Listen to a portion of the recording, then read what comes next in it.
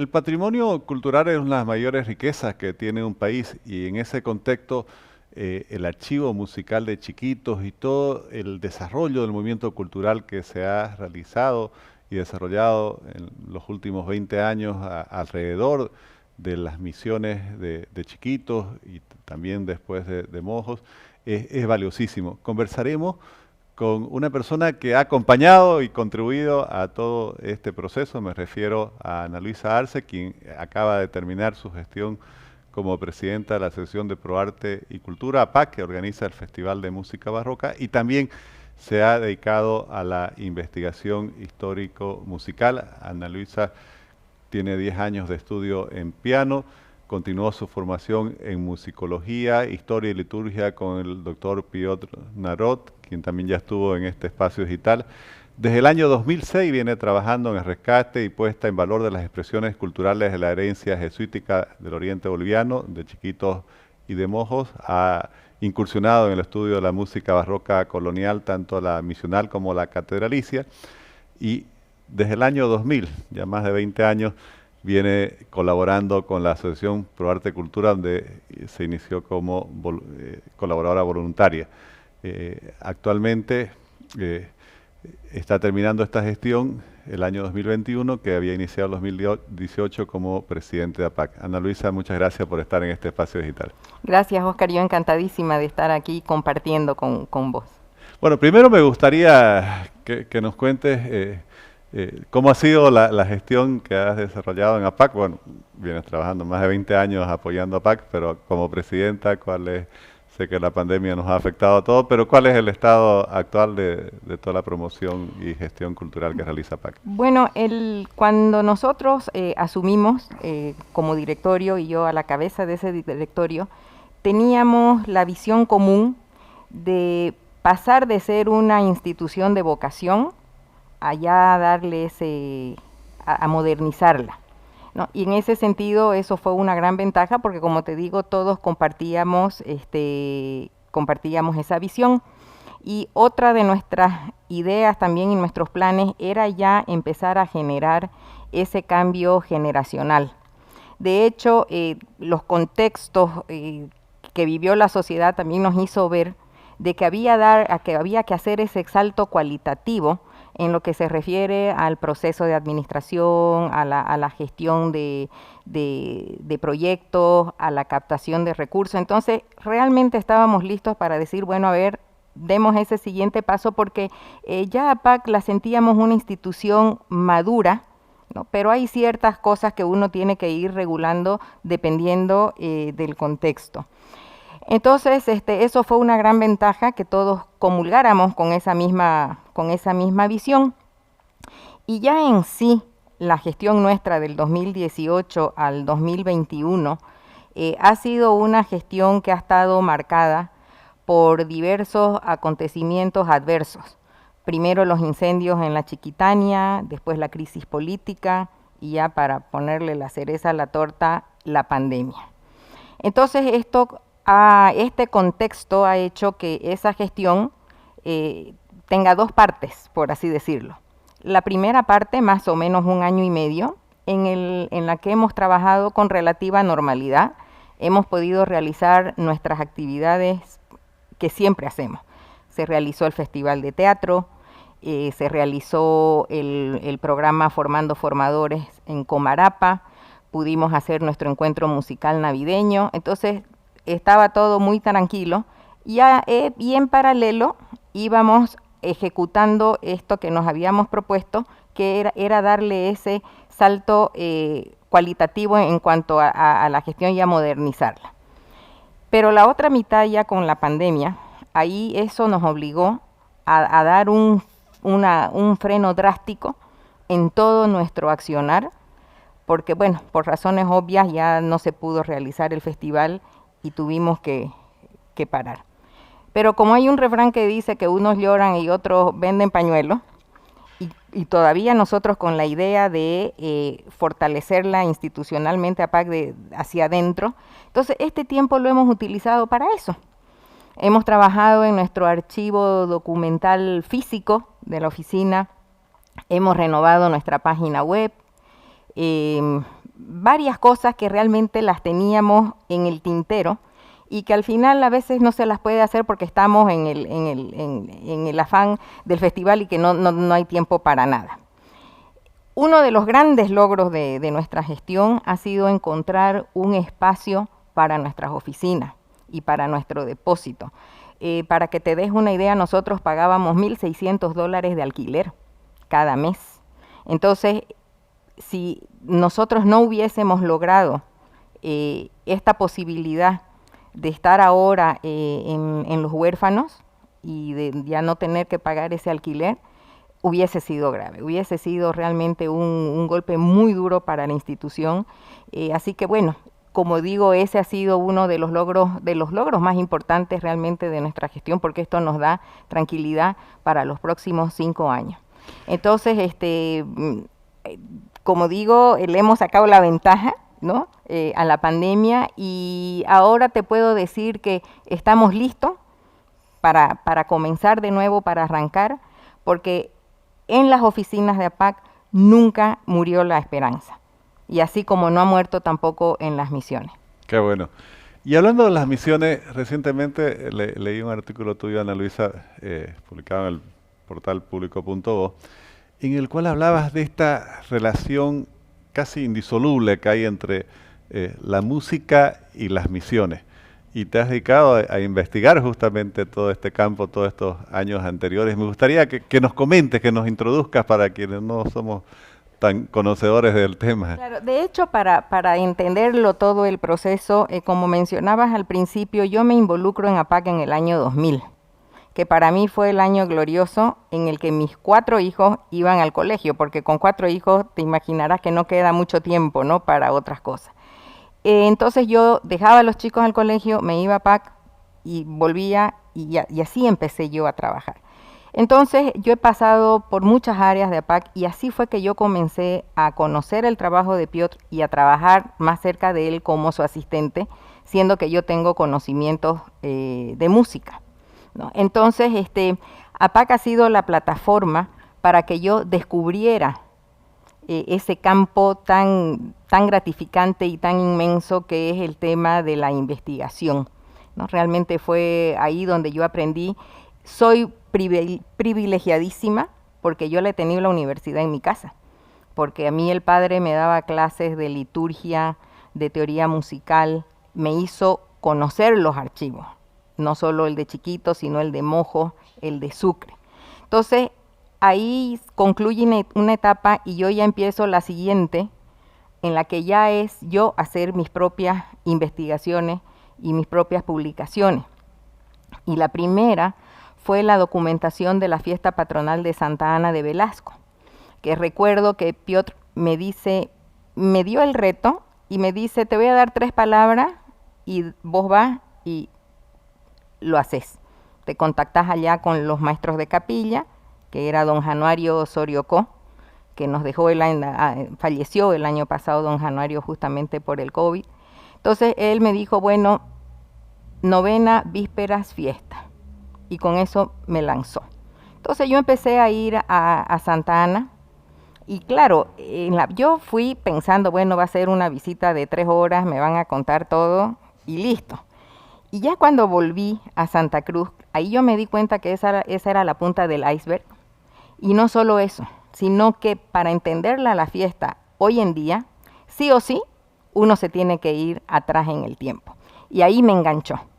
Y aquí yo debo agradecerle a mi marido, sinceramente, porque en el sentido de que a él le encantan los libros y él tenía, a lo largo de los años, fue haciéndose una biblioteca sobre los viajeros que vinieron a Bolivia después de la expulsión de los jesuitas o en la época de la República. Entonces, yo lo tenía todo en mi casa para empezar a trabajar. Entonces, ahí yo empecé. Y realmente salió un lindo estudio porque lo complementé con la grabación de todas las piezas, de todas las obras musicales que uno escucha durante la fiesta patronal. Muchas de ellas, las que se tocan, por decir, fuera de la iglesia, se transmiten de manera oral, de generación en generación. En cambio, las que forman parte de la liturgia, de esas tenían algunas partituras. Entonces yo grabé toda la música y le pedí justamente al padre que me la transcriba. Yo todavía no podía transcribir en esa época, no sabía. Entonces el estudio salió y justamente ahora que he estado en las misiones la semana pasada, he sentido la gratificación más grande de haber hecho esa investigación, porque están usando ahora mi publicación para enseñarles a los niños en el colegio y a los jóvenes toda esa música que es de la fiesta patronal. Más ahora que don Januario Soriocó falleció, entonces hay algunos que ya no la saben.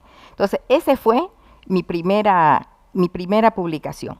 Y ya después, con el tiempo que ya empecé con el tema de las transcripciones, he hecho 3 transcripciones. Una es una colección de villancicos para la fiesta de Corpus Christi, otra una misa de Roque Cheruti y lo último una sinfonía de Pedro Jiménez.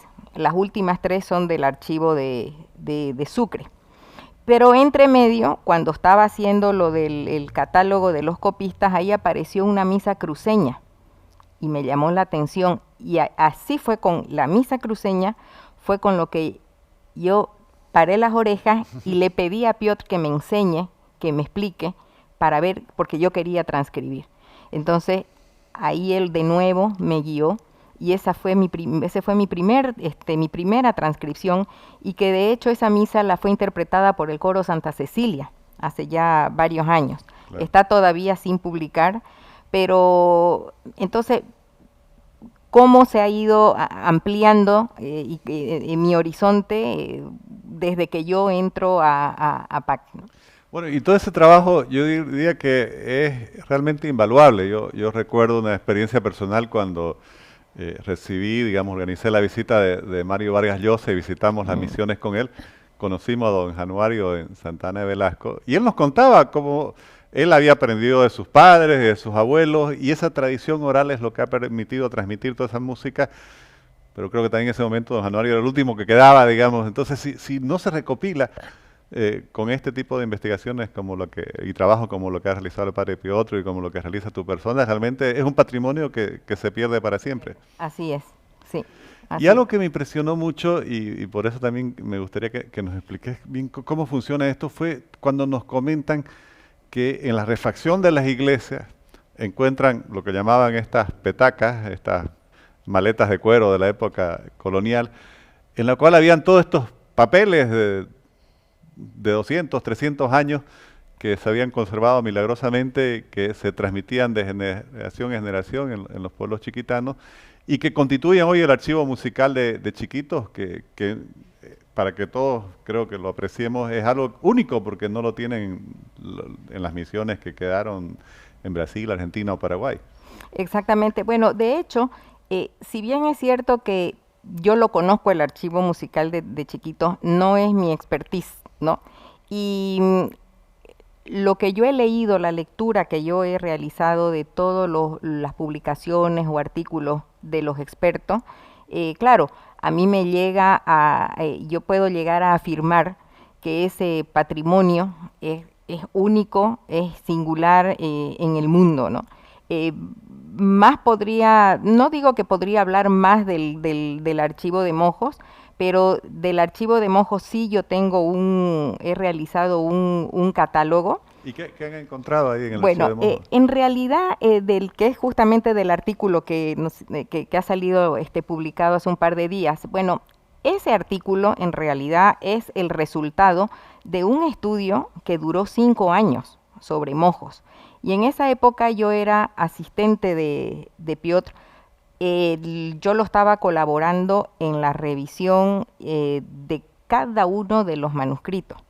Entonces, en un momento dado, nos damos cuenta de que en el manuscrito había, además de la música, había una información muy particular y única, muy pocas veces vista en otros archivos, y era la información de los copistas. Entonces ellos incluían su nombre, la fecha en la que habían hecho la copia y el lugar. Entonces, a raíz de ese descubrimiento, se decide complementar la catalogación que hizo el padre Piotr de la música con este catálogo de copistas de la música manuscrita.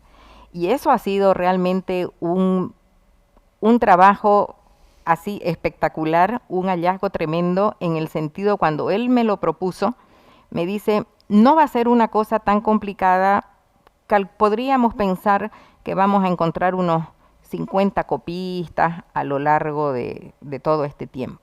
Entonces yo empecé y resulta que terminamos con 206 copistas identificados. Eso muestra toda la riqueza cultural que hubo en las misiones, ¿no? La riqueza cultural y ese compromiso, porque la copia más antigua, que incluye el nombre, la fecha y el lugar, es de 1800, y la más nueva es del 2005. Entonces yo, cuando la encontré, la del 2005, yo le pregunté al maestro de capilla en San Ignacio de Mojo, pero si hay fotocopiadora, ¿por qué no sacan fotocopia? Y ahí él saltó y me dijo, eso sería una ofensa para con Dios, porque nuestro trabajo es servir y honrar a Dios. Entonces nosotros vamos a seguir copiando cada una de las partituras a medida que se vayan necesitando. Entonces realmente, cuando uno ve eso, ahí se da cuenta de la importancia, ¿no?, y del valor que le dan a la música, del valor que le dan a la cultura. Y otra de las cosas muy interesantes que salió también de esta investigación es ver cómo la música migró desde San Lorenzo a las otras comunidades que se fueron fundando en el área, la difusión. Entonces, realmente resultó siendo un catálogo muy particular, y que no hay otro en el mundo de los catálogos, un catálogo de copistas de la música manuscrita. Y es interesantísimo ver cómo se han podido identificar familias en las que el arte de la copia iba de una generación a otra, ¿no? Y se han podido identificar, yo les llamé copista de oficio al que claramente tenía mayor habilidad para la copia.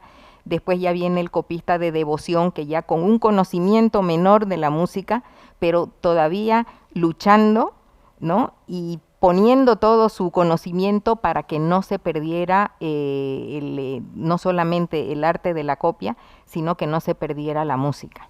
Qué impresionante realmente todo lo que se va encontrando. Ana Luisa, muchísimas gracias por aceptar esta invitación, por compartir los resultados de estas investigaciones, que creo que todos debemos conocerla para valorar ese gran patrimonio que tenemos ahí. Y espero pues que sigan desarrollando no solo con ese empeño, sino con ese entusiasmo, otras investigaciones que van a ser justamente la forma de seguir enriqueciendo todo el acervo cultural, no solo del Oriente, sino de toda Bolivia. Sí, seguro que sí, Oscar. La verdad que eso es una tarea que yo la tengo ahora un poco pendiente, el tema de seguir con las investigaciones, porque justamente todo esto de la pandemia y la visión que teníamos de trabajar en la parte organizativa, por así decir, de APAC, bueno, me llevó por esos rumbos, pero como te comentaba, el directorio ahora está compuesto, han ingresado 5 jóvenes profesionales, y eso es algo que nosotros también lo teníamos como una política, viendo de que la única manera de que la institución perdure en el tiempo es dando espacio ya a una nueva generación, ¿no? Porque los jóvenes no solamente que nos contagian la energía y esas ganas y ese entusiasmo, sino también que llegan con ideas innovadoras y con ideas nuevas. Entonces, en ese sentido, los directores antiguos que estamos ahora en el directorio, realmente estamos más que felices con los 5 jóvenes que han ingresado. Percy Áñez Castedo es nuestro flamante presidente, y bueno, ya de hecho con él y con el padre Piotr hemos hecho una gira a las misiones. Y claro, es otra la dinámica, hasta el relacionamiento de él con los músicos jóvenes. Los jóvenes son los jóvenes, ¿no? Entonces, en ese sentido, yo le veo ya próximo el momento en que, bueno, podré retomar el tema de las investigaciones, pero yo siempre firme, porque yo la verdad que soy una convencida de que la cultura es la base para el desarrollo de los pueblos. Así que ahí Así es. seguiremos. Qué bueno, muchas gracias. Gracias. Gracias. Gracias.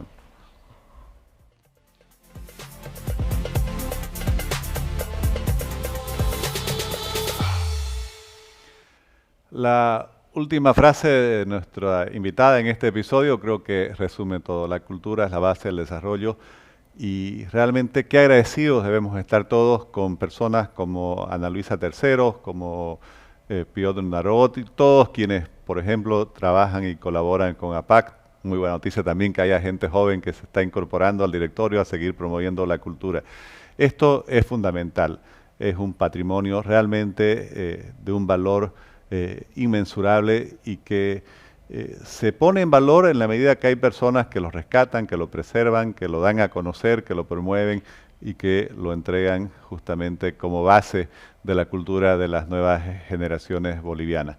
Es algo que en este espacio digital, desde que comenzamos, dijimos que la cultura va a ser uno de los principales puntos que vamos a tocar y realmente estoy muy contento de que hayamos podido recibir toda la información que nos comparte la investigadora histórico-musical Ana Luisa Tercero.